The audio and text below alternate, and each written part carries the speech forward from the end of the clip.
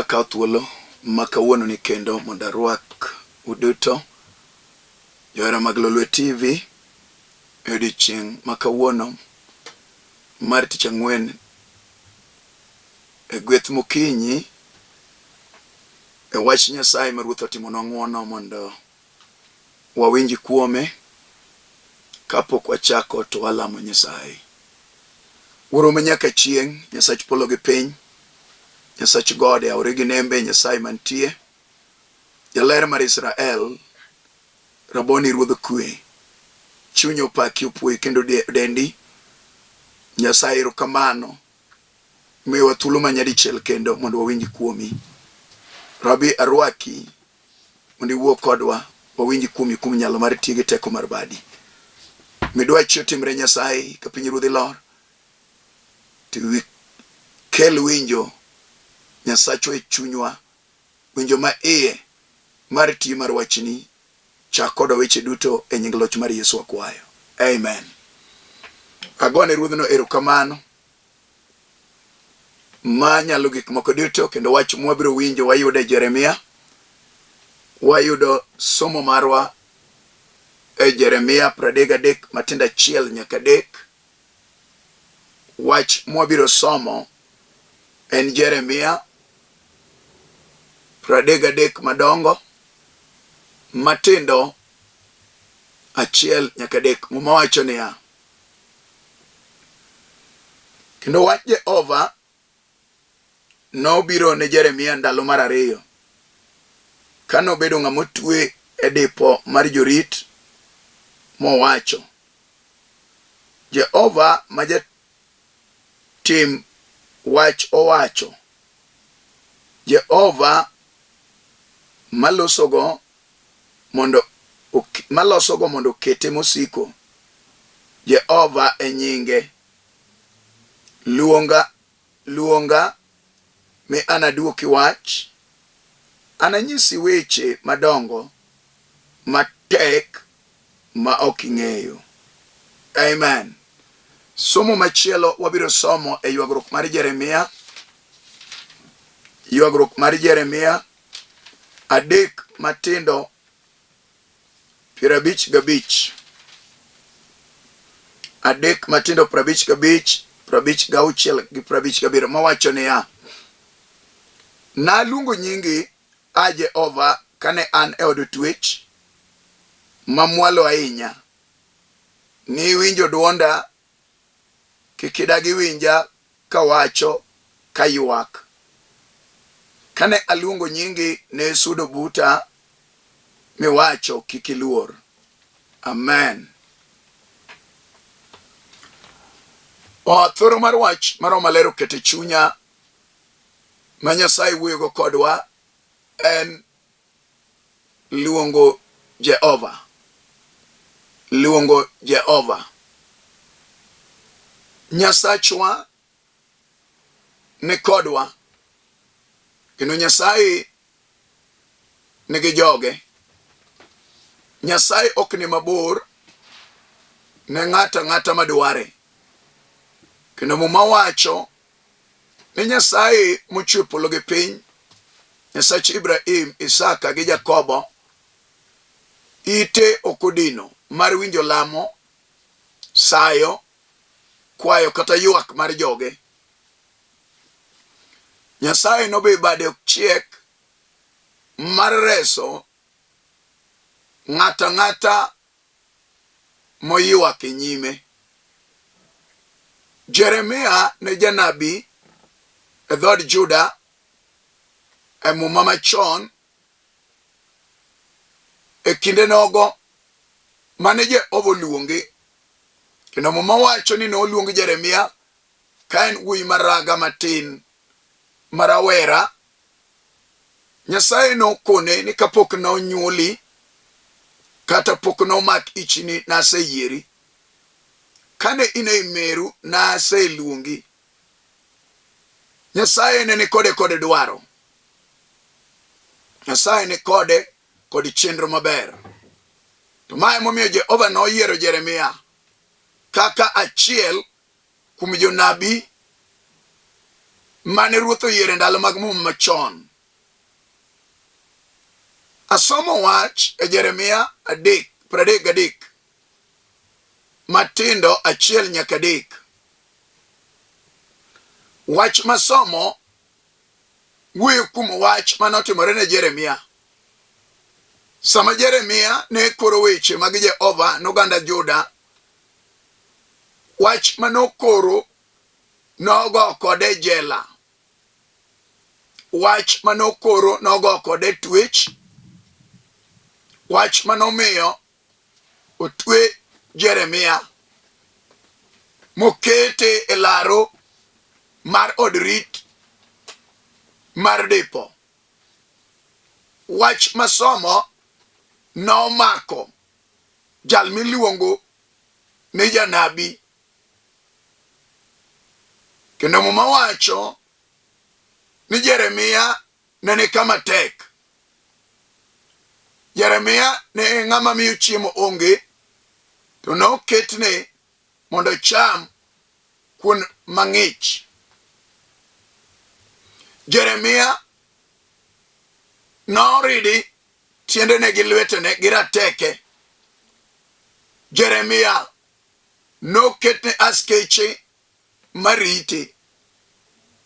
To my wach mane lit ne Jeremia, my wach mane chando chunye, my wach manomaye kwe, my wach momiyo nopenjore weche mang'eny.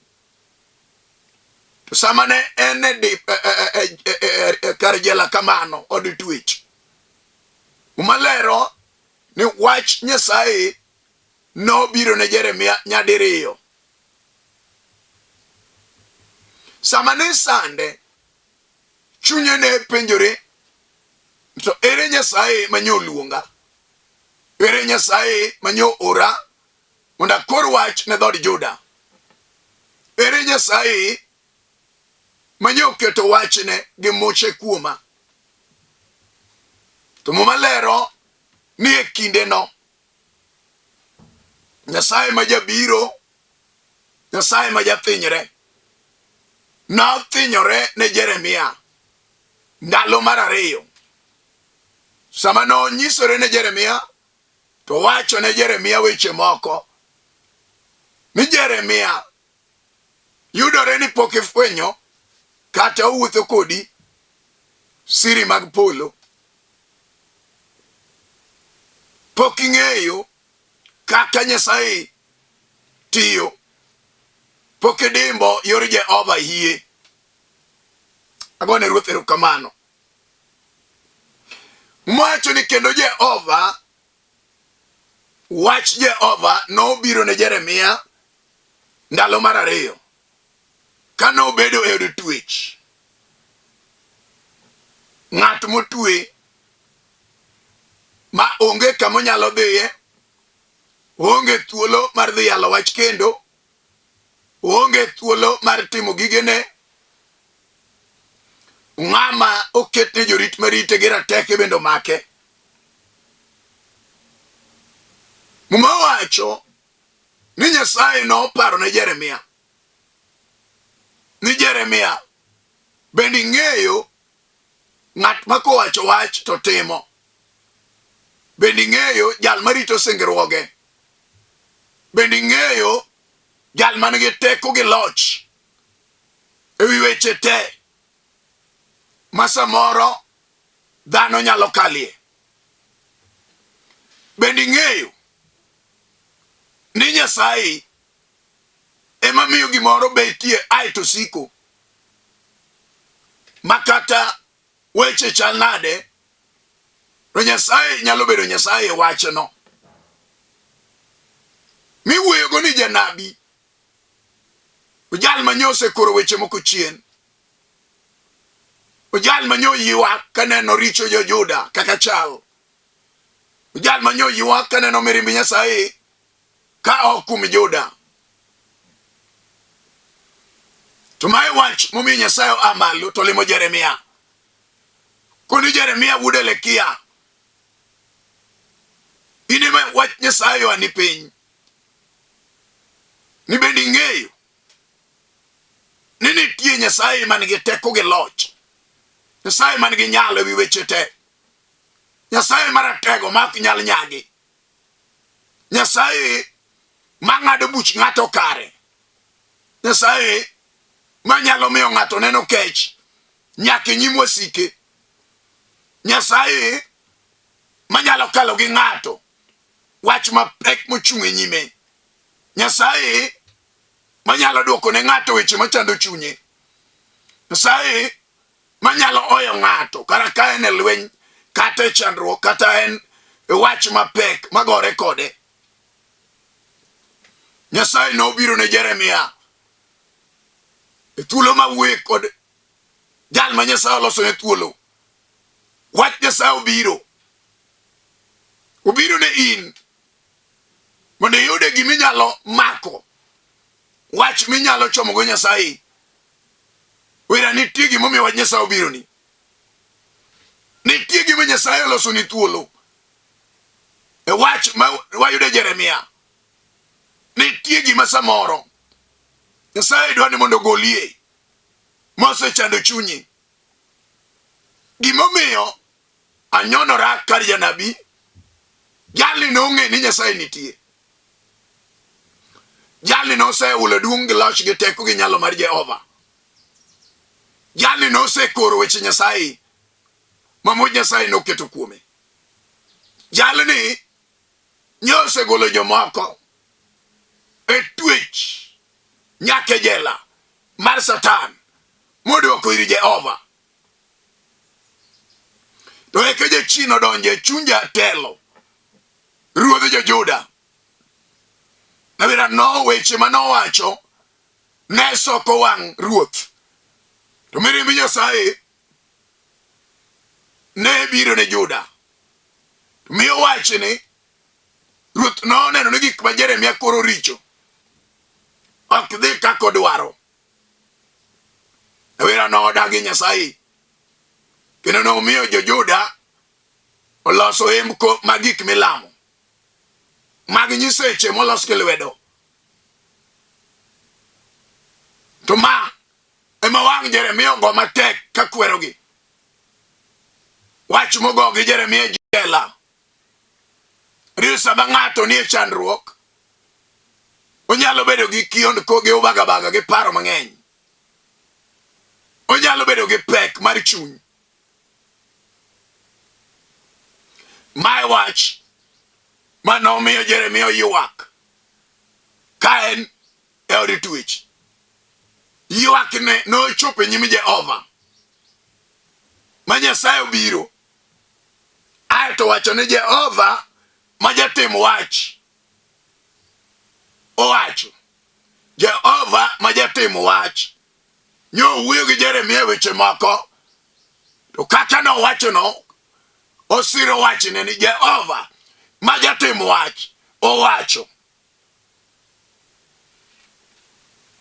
Jehova ma jalos gik moko to gibedo gik mogurore mongirore mosiko ema wuoyo ni Jeremia luonga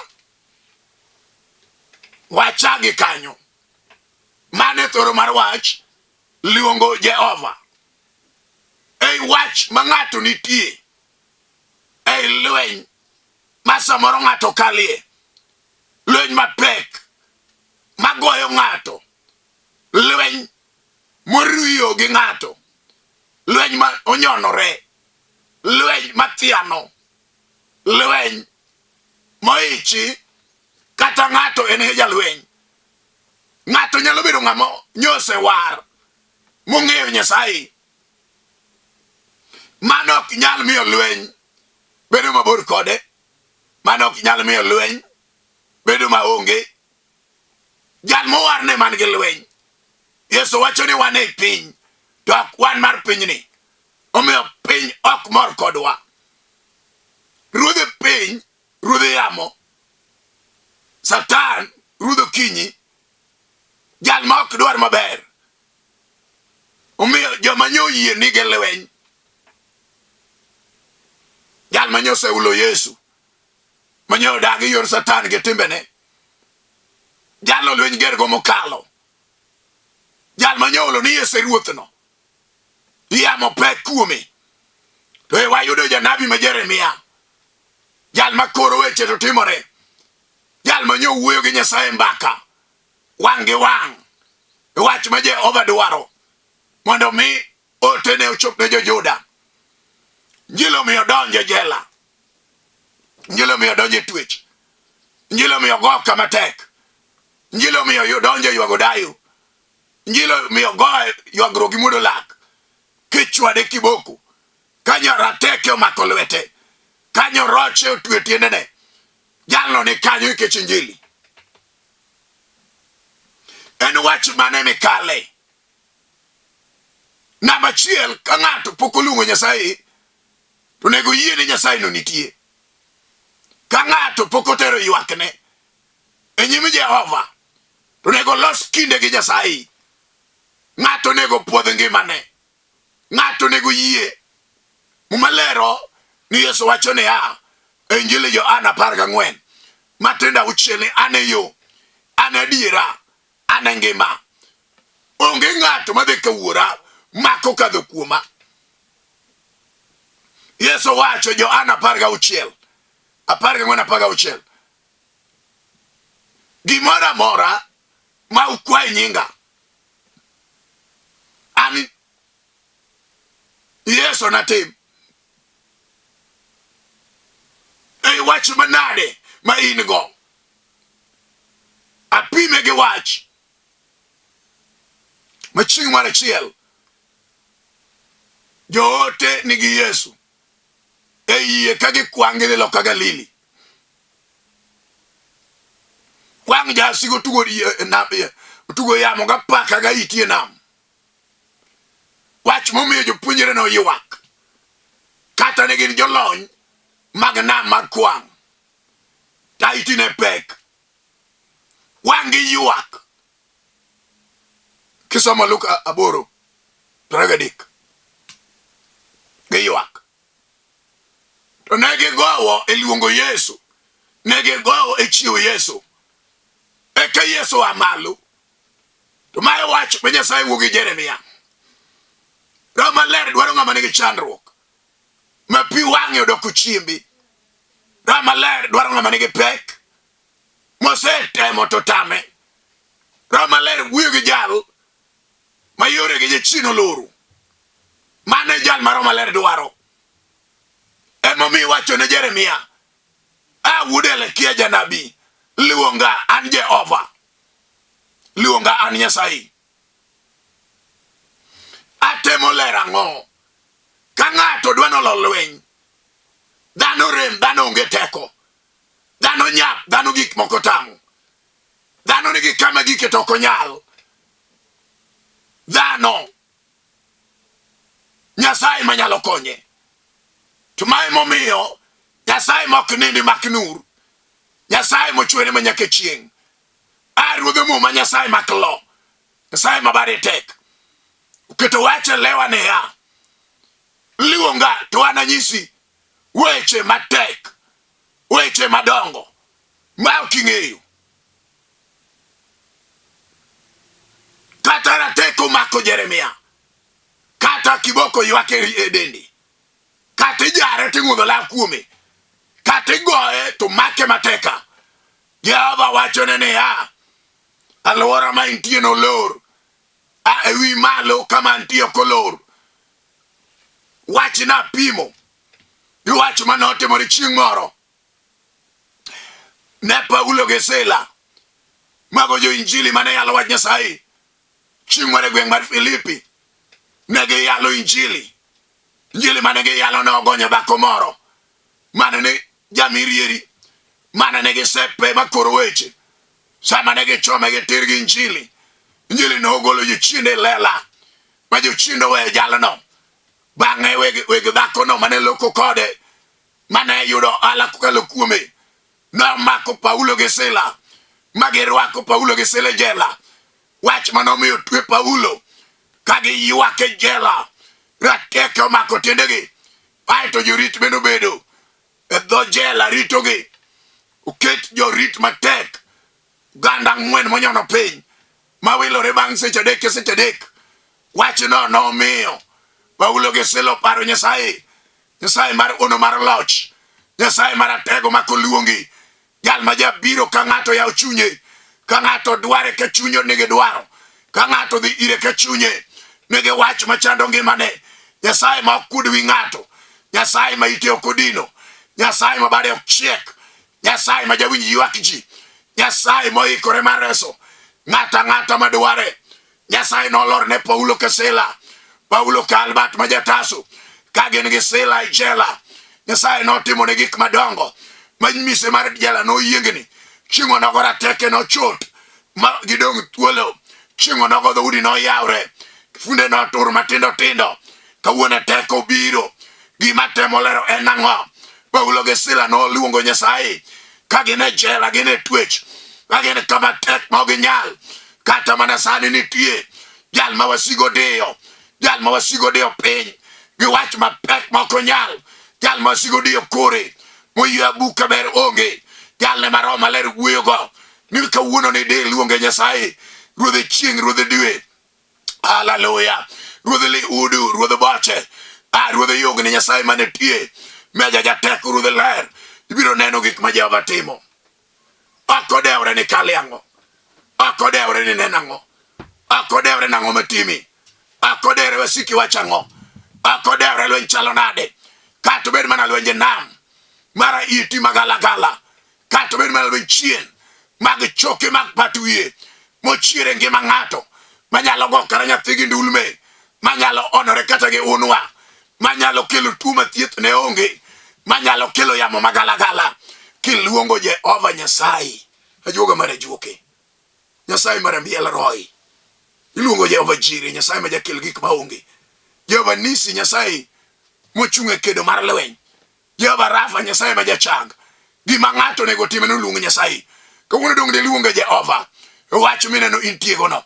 We bara chich wenda dhi acham, chomo Nyasaye tir, Nyasaye maratego kum nying Yesu. Gima nade midwaro biro timo, lweny manade kata ionge mana ot, ma chunyi osegombo mondo iyude ot, haleluya, maluongo nyingi, to wach no otamore, imbe ywago dayo kaka itimri onge, wasigo dage otalo hawi kod gweth lweti. Wach malero ni kiluongo Nyasaye, ka chunye lit miolo chunye nyime, kisayo Nyasaye, Nyasaye mawinjo joge, kidhi nyime Nyasaye alama, Nyasaye manitie maklo, ibiro neno gik ma Nyasaye timo. Ok odewre nang'o matimi, ok odewre ni wach mane mayware, ok odewre ni lweny chalo nade, ok odewre yamo kudho nang'o, ok odewre wasigu kech kedo machal nade. Wach malero ni ka ng'ato luongo Nyasaye, wach machande no, kaka Jehova wacho ne Jeremia, ni Jeremia luonga, to ananyisi gik madongo. Kawuono ni kiluongo Nyasaye, ibiro neno gik madongo. Kata bed dhako manodhi katedo, sedak higni mang'eny, nyithindo nyuolo, wasigo dage ok nyalo nyuome. Wach mawuoye nigi teko, wach mawuoye nigi loch, ni oma ni luongo Nyasaye, ka chunye lit adiera kidware, gima nyok nyalore biro nyalore. Wira Nyasaye keto yo kama yo onge, Nyasaye golo jomoko e pidho yoge, ma ywak ma onge geno, to keto gi chiemo gi ruodhe. Nyasaye maloko nyingi ji, ani malo malok nyingi, kiyie adiera ni dwaro Nyasaye, ok odewre nang'o matimi. Be inyalo dwaro Nyasaye? Be inyalo dwaro Jehova? Be inyalo dwaro wuon teko? Be inyalo dwaro wuon loch? Be inyalo dwaro jadolo mar Melkisedek? Be inyalo dwaro jadolo mar loch gi teko gi nyalo? Jal mochwe nyang gi le, jal mochwe jowi, jal mochwe kifaru e thim, Nyasaye jal mochwe nyangumi e nam, Nyasaye Leviathan, Nyasaye makato bed gima tek, mosetamo jorieko gi mwandu, Nyasaye manyale, kato bed gima noselal, modhi mabor kiluonge Nyasaye, kato bed nyathi manolal, Nyasaye mwawacho ni bade okchiek, obiro ywayo kama nyathini timo dwoke.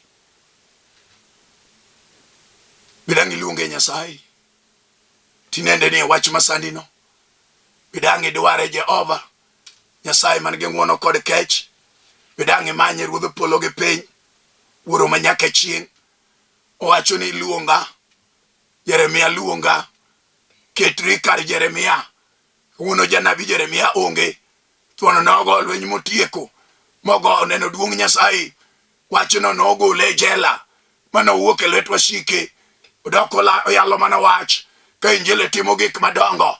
Injili oken yot ahinya ne jomo anyono piny, ne jomo nyone nyalo kale weche moko. To Nyasaye ok nyal yie mondo ng'ato dong'e wachno. Emomiyo mumbe wacho niya, lwenje mago ng'at man kare ng'eny, to Nyasaye konye kuom lwenjego duto. Duonge pak odog ne Jehova. Ok odewre nang'o matimi, ok odewre nang'o makedo kodi, ok odewre nang'o monyonore ni, ok odewre nang'o mathiano. Wach ma nitie niya, negi luonga Nyasaye kaka chieng' cha Samson noluongo Nyasaye ka wasike nyiere. Kosekete onge teko, rego timo tich e nyim nyiseche mag Baal. Chieng' onogo noluongo Jehova. Nyasaye nomwomore jamwomre. Nyasaye makuluonge to mwomore. Biro gi mwamba gi teko maduong'. Nyasaye ma jaketo yore kor lwasi, ene moketo yore nyaka e yamo. Nyasaye maketo yore nyaka e kalausi. Mumalero ni luonga Jehova. Kata tek kata chanade, luonga Jehova. Kata jiwe in kendi, luonga Jehova. Kata tich orumo, luonga Jehova. Kata tuo chandi, luonga Jehova. Kata weche tek, luonga Nyasaye. Muma somo mar 2 wacho niya, e ywagruok mar Jeremia 3:55 ni naluongo nying Jehova. Jehova kane an e twech, Nyasaye nowinje. Mano ndiko mar 2 mar Jeremia ni naluongo Jehova.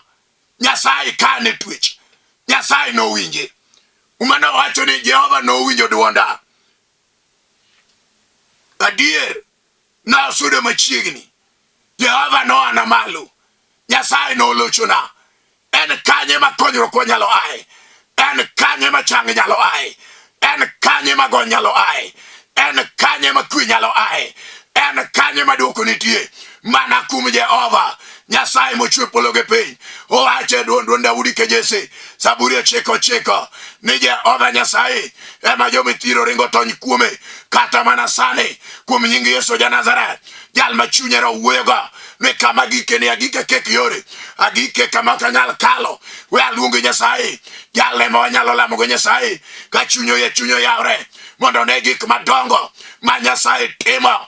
Kata bed gima tek molorore ne ng'ato, kata bed school fees, kata bed yore ma ok dhi maber, kata bed yor tich maonge, kata bed tuo mamako ng'ato, kata bed yamo makudha taro, kata bed keny malonyi nitie, kata bed kama geno lalie. Wach milero nigi teko. Yaw chunyi walam kodi Nyasaye. Maka yie aluongo Jehova Ratego, Nyasaye mar maka mar loyo, jal manobaro nam akwar ne Musa, Nyasaye manoketo yo e nam. Gisani ki yie, Nyasaye no nyalo. Walam kodi Nyasaye. Gaga chungi nyalore kum Jehova. Gima tek matame onge, kikaw yie, Nyasaye nitie. Walam. Asepa kikeda puoi, jateko mar Israel, jaler mar Kalvari. Irad gi mama, irad gi dichuon, irad gi kijana, irad gi jaduong'ne, irad gi jatuone ke change. Murimo mar Yesu chango tuoche. Ng'ata muluonge yudo konyruok. Wegi yud konyruok kum wach manade machandogi, kum wach misekete lewa. Aulo gony, aulo onogi ranyisi, aulo chang, aulo kwe ne joma kwe onge negi. Megene ng'wono kod loyoni. Nyasaye mar mbaka mar loyo, duonge pako dogni manyaka chieng'. Ketimo ono gi ranyisi, igwedhgi kendo lochnegi. Ka duong' dokni manyaka chieng' jateko, nyalo gi teko ni mondo nere. E nying Yesu Kristo akwayo. Amen. Nyasacho mondo gwedhi, Nyasaye no mondo timni maber. An ma wuoyo kodi an Pastor ALFRED ODOYO, owuode Nyakach kamoro ni Kandare. Yesu timo na ng'wono. Ayalo wach Nyasaye piny Nairobi kamoro ni Karanja Kibera, kanye mantie e Okas Market kanyo. Ka Nyasaye timo ni ng'wono, in gi wach madidwar mondo wapor kaachiel, inyalo yuda namba na mar 0723 396805 kata Airtel 0101 396805. Nyasachwa mondo gwedhi, Nyasaye mondo ting'i malo. Nyasaye ogwedh Lolwe TV, Nyasaye ogwedh jo injili, Nyasaye oting' jo lweny malo.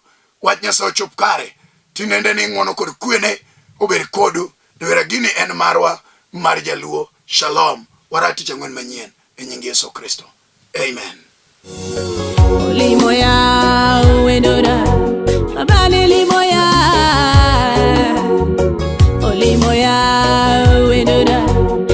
injili